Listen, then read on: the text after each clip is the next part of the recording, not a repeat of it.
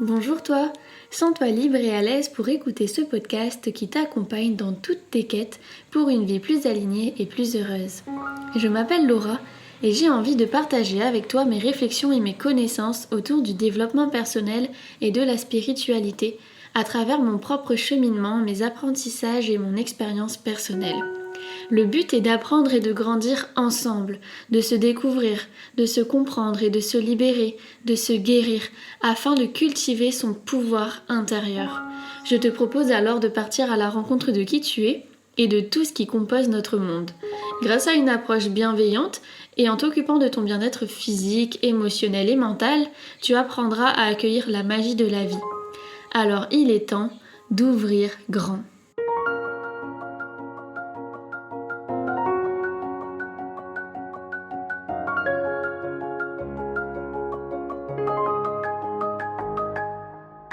Bonjour à tous, je suis vraiment très contente de vous retrouver aujourd'hui pour un nouveau podcast, mais je tenais quand même tout d'abord à vous dire un grand merci pour l'accueil que vous avez fait au podcast et pour les retours que vous m'avez fait.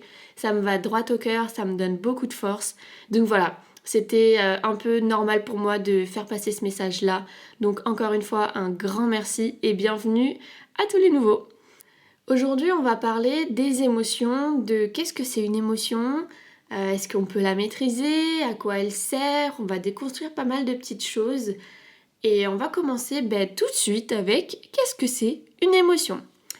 Alors j'ai regardé sur internet et j'avoue que la définition que j'ai trouvée, à la fois, ouais c'est ça, et à la fois il y a quand même une nuance que je vais apporter par la suite. Donc je vais vous lire tout de suite ce que j'ai trouvé. Une émotion. C'est tous ces sentiments qui changent l'homme en l'entraînant à modifier son jugement et qui sont accompagnés par la souffrance ou le plaisir. Alors à la fois, ok, c'est des sentiments, donc on comprend bien qu'une émotion, c'est ce qu'on va ressentir, et qui peut altérer, voire modifier du coup le jugement et le comportement de la personne parce que du coup, souvent accompagné de souffrance ou de plaisir. Je pense que c'est là où mon avis du coup va diverger parce que une émotion, on a tendance à croire qu'elle est bien ou mal, positive ou négative, et c'est là où ça se recoupe avec ce qui est dit, c'est que c'est accompagné de souffrance ou de plaisir, mais ça va être simplement lié à l'interprétation qu'on va avoir de notre émotion. Par exemple, on va pleurer, on va se dire que c'est triste, mais c'est déjà arrivé de pleurer parce qu'on est trop heureux. Vous êtes tellement émerveillé par quelque chose que vous avez la larme. Donc un pleur n'est pas forcément négatif ou lié à de la souffrance. Par exemple, vous pouvez rire de nerfs. Donc vous n'êtes pas en train de passer le meilleur moment de votre vie, rempli de joie et de plaisir, mais vous rigolez parce que en fait vous savez pas comment réagir autrement. Vous êtes en train de péter intérieurement un câble, clairement, et vous rigolez de nerfs. Parce qu'en fait, il y a quelque chose qui se passe, il y a un sentiment, une émotion, et rire est le seul moyen pour l'évacuer à ce moment-là. Ces deux exemples-là, en fait, montrent bien que la souffrance ou le plaisir qu'on va ressentir ne va pas être forcément lié à l'émotion, mais à comment nous, on vit cette émotion et comment on va l'interpréter. Je pense que vous voyez ce que je veux dire, et c'est là, en fait, où on va pouvoir placer notre intention, mais on va y revenir un petit peu plus tard. Moi, ce que j'aimerais qu'on se rappelle un petit peu, c'est que, en fait, la particularité de l'humain, c'est quand même de ressentir des émotions. On est un des seuls êtres vivants à pouvoir ressentir des émotions. Finalement, quand on prend conscience de ça, on se dit « Ok, c'est une chance quand même, c'est incroyable ». Et moi, je trouve que de ressentir des choses, ça veut dire en fait que tu es en vie. Parce que si tu ne ressentais plus rien, tu ne serais plus en vie. Et c'est là en fait où on comprend que l'émotion, elle a bien un rôle à jouer si on le ressent et si elles sont là, elles servent bien à quelque chose. En fait, l'émotion, c'est une boussole intérieure, c'est un guide incroyable. Alors non pas que les animaux par exemple ne ressentent rien, je pense sincèrement qu'ils ressentent des choses, ils ont juste une conscience qui est quand même relativement différente à la nôtre. Mais ils ont par exemple le même instinct de survie et cette boussole intérieure qui les guide incroyablement bien, on va pas se mentir. Quand on voit des animaux qui ont des réactions face à des événements extérieurs et on se dit ok, ils sont vraiment, vraiment, vraiment intelligents, parce que leur conscience est aussi très intelligente. De toute façon, une conscience, c'est intelligent. Donc, ce que je voulais dire par là, c'était que l'être humain a quand même cette chance d'avoir une conscience consciente. Alors, en gros, on a conscience qu'on est une conscience. Vous voyez ce que je veux dire ? Et donc, du coup, on a conscience des émotions qu'on ressent, on a conscience de cette boussole intérieure qui nous guide, et on a conscience de notre instinct, plus ou moins. Et pourtant, on passe notre temps à vouloir que ça disparaisse. On aimerait bien ne plus ressentir de la souffrance, de la peur, de la tristesse, parce que c'est pas agréable sur le moment. Alors qu'au final, on a de la chance de ressentir ça consciemment. Parce que du coup, on peut interpréter, on peut comprendre ce qui se passe. Au lieu à tout prix de se dire non, c'est pas confortable, donc je veux m'en débarrasser. Alors que si on essayait de comprendre et de l'apprivoiser, je pense qu'on pourrait les vivre différemment et un peu coopérer en fait avec nos émotions. Donc du coup, je vous disais que les émotions c'était une boussole intérieure. Ok, une boussole intérieure, mais comment ? C'est-à-dire, en fait, chaque émotion va signifier quelque chose, va vous expliquer quelque chose à propos de ce que vous êtes en train de vivre, à propos de vous, tout simplement. Par exemple, vous êtes dans une situation hyper stressante et vous avez extrêmement peur. Et la peur, elle va déclencher chez vous un instinct de survie. Et vous allez même voir parfois, vous savez quand on a peur, qu'on se met à courir, on saute des barrières, on se fait mal, on sent même pas qu'on s'est égratigné par-ci par-là, qu'on s'est ouvert la jambe ou qu'on saigne. Et puis après coup, on se dit « Aïe, j'ai mal, j'ai fait quoi ? Mais comment j'ai fait pour sauter cette barrière-là ?» Parce qu'en fait, l'émotion a fait que ça a libéré des choses dans le corps. Bref, après, il y a plein d'autres petites choses. Mais ce que je veux dire par là, c'est que l'émotion nous a protégés face à un danger. Et si on n'avait pas eu peur, si on n'avait pas eu cet instinct de survie, on aurait été face à la situation sans aucune émotion, donc aucune peur. Et pas sûr qu'on se soit sorti du danger finalement. Il y a plein d'autres significations aux émotions. Par exemple, quand vous êtes face à une émotion de joie, vous pouvez savourer et vous pouvez vous dire ok, c'est ça qui me fait du bien, c'est ça qui me rend heureux. Et donc vous pouvez comprendre que cette situation-là vous fait du bien et vous rend heureux. Mais si vous ne ressentez rien, comment vous pouvez savoir que cette situation-là, cette expérience ou cette personne ou ce que vous êtes en train de vivre vous fait du bien si vous ne ressentez rien? C'est impossible de le savoir. Au même titre que quand il y a des choses qui vous font souffrir, qui vous blessent, vous pouvez savoir que tel ou tel comportement, telle ou telle personne, telle ou telle situation ne vous fait pas du bien. Mais si vous ne ressentez rien, comment vous pouvez le savoir? Vous voyez ce que je veux dire? Et c'est là où en fait le mot boussole intérieure fait tout son sens. Parce que du coup, c'est ce qui va vous guider sur ce qui est bon pour vous ou sur ce qui n'est pas bon pour vous. Sur ce que vous devez éviter parce qu'il y a un danger ou sur ce que vous le sentez là, c'est là où il faut que vous alliez dans cette direction-là parce que vous le sentez en fait. À l'intérieur de vous, ça dit un grand oui.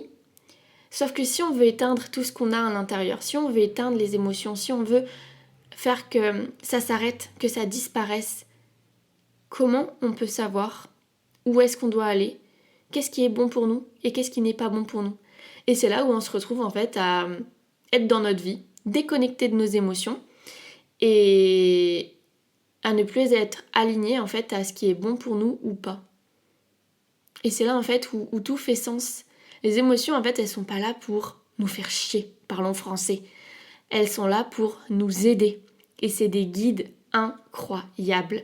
Et à partir du moment où on accepte de travailler avec elles, de les écouter, de les identifier, de les comprendre, à travers une douleur, c'est pas que de la douleur. Il y a une signification, il y a des blessures. Et c'est un superbe indicateur, par exemple, de dire « Ok, un tel m'a fait un reproche et j'ai super mal au cœur. Pourquoi ? pourquoi je suis triste, pourquoi je ressens, je sais pas moi, de l'inconfort, c'est frustrant, c'est énervant, ça me rend triste, ça me blesse. Il y a forcément quelque chose à l'intérieur de vous qui a besoin d'être guéri, qui a besoin de recevoir de l'amour, qui a besoin d'être écouté ou qui a besoin d'être exprimé.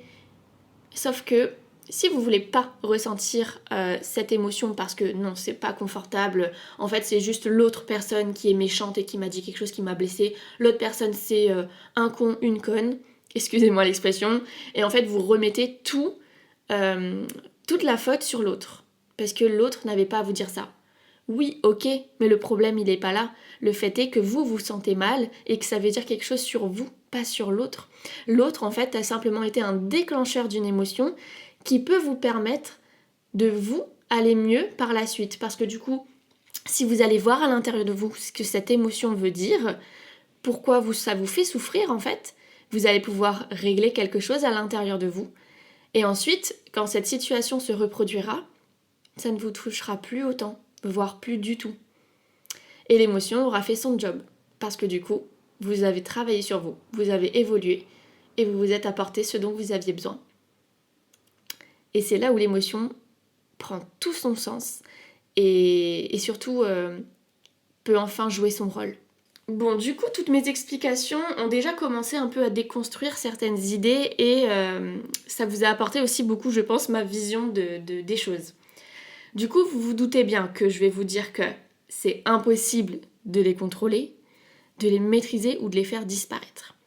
Alors, maîtriser, ça pourrait être un terme qu'on peut accepter dans le sens où, en fait, c'est apprendre à les apprivoiser et à les comprendre et venir les prendre comme un guide et une aide pour vous comprendre ce qui se passe à l'intérieur de vous.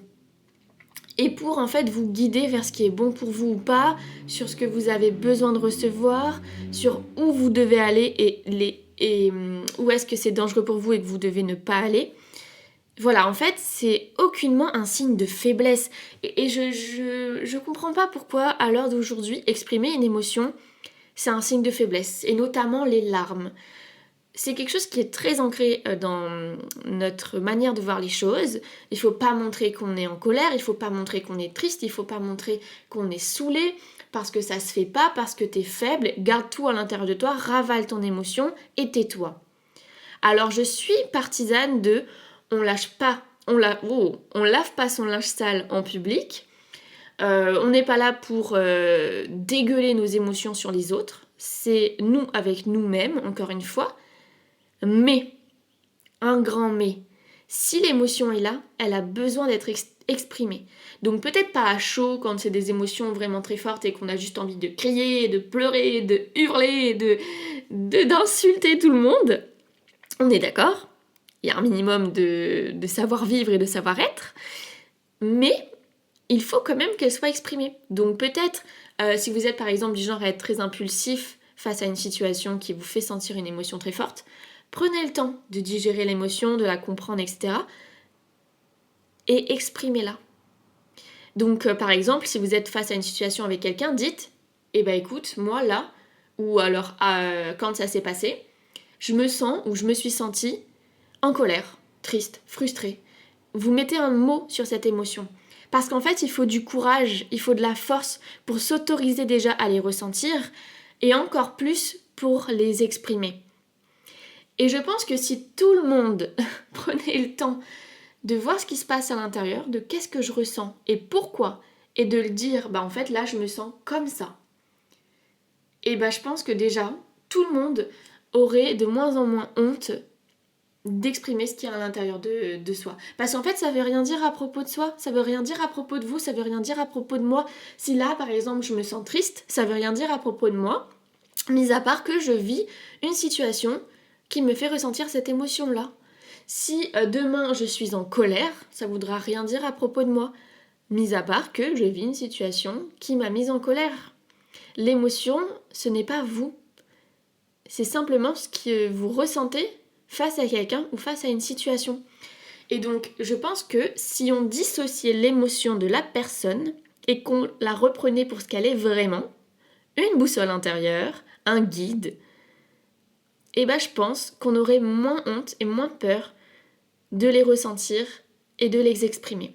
Ensuite, ça, c'est vraiment que mon avis, mais j'ai l'impression, enfin en tout cas ça sonne très vrai et très juste pour moi.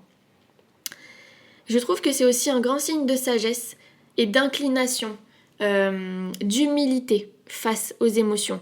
Parce que du coup, par exemple, quand on est en colère ou quand on a honte, quand on se sent coupable, on n'a pas envie de ressentir ça parce qu'on se dit non, je suis plus fort que l'émotion. Ça va pas me contrôler, ça va pas me définir. Mais l'émotion ne t'a jamais contrôlé. L'émotion ne t'a jamais défini. Par contre, toi, tu choisis comment tu réagis, comment tu l'interprètes et qu'est-ce que tu vas en faire de ce sentiment-là, de cette émotion-là. Donc en fait, ton comportement après l'émotion, là oui, ça va parler de toi et ça va définir qui tu es. Donc si tu décides de refouler, d'être plus fort, ça montre juste que tu as un ego surdimensionné et que tu te sens beaucoup plus fort que l'émotion. Et là, moi personnellement, quand j'ai compris ça, je me suis pris une grosse claque. Parce qu'en fait, je suis qui ? Je ne suis pas plus forte que mes émotions. Il n'y a pas de rapport de force, mes émotions, elles sont là pour m'aider.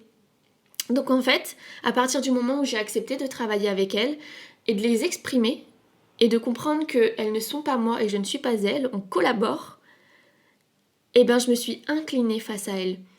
Et je me suis dit, ok, je suis humble parce que vous êtes génial, je suis génial, on est tous géniaux. Et je m'incline face à vous parce que je ne suis pas plus forte que vous, je ne suis pas plus forte que mes émotions. Elles sont là pour m'aider. Donc je trouve que c'est un grand signe de sagesse que de prendre du recul par rapport à ça, de déposer un peu les armes et de se dire ok, on va travailler ensemble et je ne suis pas plus forte que vous, je ne vais pas vous contrôler, je ne vais pas vous maîtriser, parce que de toute façon, c'est impossible. Vous ressentirez des émotions toute votre vie et c'est comme ça, c'est parce que l'humain fonctionne comme ça. C'est comme si vous enleviez les petits warnings sur la voiture où en fait, au bout d'un moment, la voiture, elle fonctionne comme ça. Donc vous avez beau essayer de cacher le compteur, de débrancher les trucs de la batterie, tout ça, ça clignotera toujours. Et les symptômes de la voiture liés à ce qui va clignoter au tableau de bord seront toujours là. Parce que la voiture fonctionne comme ça, c'est pareil avec vous. Les indicateurs de l'émotion seront toujours là. Voilà, donc ne partez pas en courant, ne fuyez pas et comprenez qu'elles sont vraiment là pour vous aider. Et je vais finir ce podcast en faisant un petit lien avec l'intelligence émotionnelle parce que c'est vrai que dans le développement personnel, quand on rentre dans tout cet univers du mindset, on parle beaucoup d'intelligence émotionnelle. Je pense que ça se recoupe beaucoup avec ce que je disais juste avant, de faire preuve de sagesse, d'inclination face à l'émotion et d'humilité. Parce qu'en fait, c'est tout un art, toute une intelligence que d'apprivoiser ses émotions, de les comprendre et de les traiter. Donc là, par exemple, on pourra en faire tout un autre podcast de « Ok, je fais comment ?» Je vous ai donné quelques pistes de réflexion, on a surtout déconstruit un peu de nos idées, nos croyances par rapport à l'émotion, pour comprendre vraiment à quoi elle sert et qu'est-ce que c'est. Maintenant, je peux aussi développer dans un autre podcast pour aller plus loin. Ok, comment je fais réellement pour développer mon intelligence émotionnelle. Voilà, mais c'est très important de souligner que c'est vraiment une intelligence à part entière. Par exemple, vous voyez, on peut avoir le logico-mathématique et être très à l'aise avec les chiffres. On peut être très intellect et dégommer des livres parce qu'on emmagasine énormément d'informations à la minute. On peut avoir un esprit très synthétique. On peut avoir une intelligence artistique. Être très manuel, très créatif. Et ben, l'intelligence émotionnelle, c'est un autre type d'intelligence. Et qu'on met souvent de côté parce que on ne nous l'apprend pas à l'école. Mais c'est vraiment très important de développer son intelligence émotionnelle si on veut être plus conscient de qui on est, plus aligné et ouais, plus en phase avec qui on est en fait. Voilà, donc si jamais ça vous parle, n'hésitez pas à me le faire savoir et je me ferai un plaisir de développer ça dans un autre podcast pour aller plus loin. Et mon conseil de fin, vraiment, vraiment, vraiment, de tout cœur, c'est un cri du cœur, faites de vos émotions un allié plutôt qu'un ennemi. Voilà, c'était le petit mot de la fin. J'espère vraiment de tout cœur que ce podcast t'a plu et t'a appris pas mal de petites choses. J'espère que t'as pu déconstruire un peu des idées que t'avais à propos des émotions, ou que ça t'a permis de voir en fait les émotions d'une autre manière, d'un autre angle, et qu'à partir d'aujourd'hui, tu vas peut-être commencer à les apprivoiser et à mettre un petit peu plus de conscience et d'amour sur tes émotions. Voilà. Même si on est d'accord, c'est pas toujours agréable. Je dis pas que c'est facile, je dis pas que c'est agréable de souffrir, d'être blessé, d'être en colère, mais c'est pour notre bien. Voilà. Donc je vous fais des gros bisous, je vous dis à mardi prochain pour un nouveau podcast. D'ailleurs, petite information, je les mets en ligne la veille pour qu'ils puissent sortir à 5h du matin le mardi. Voilà, donc si jamais vous voulez les écouter le matin en vous préparant ou dans la voiture, je sais qu'il y a des lève-tôt ici en Nouvelle-Calédonie. Donc voilà, ils sortent tous le mardi à 5h du matin. Sur ce, je vous dis à bientôt, prenez soin de vous.